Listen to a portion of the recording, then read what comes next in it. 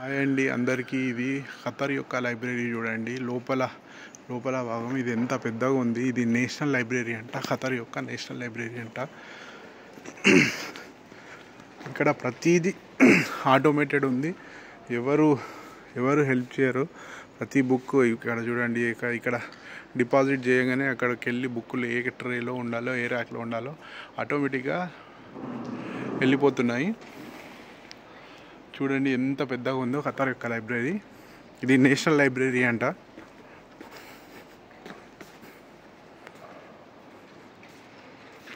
ఇక్కడ కూర్చొని ప్రశాంతంగా చదువుకుంటున్నారు.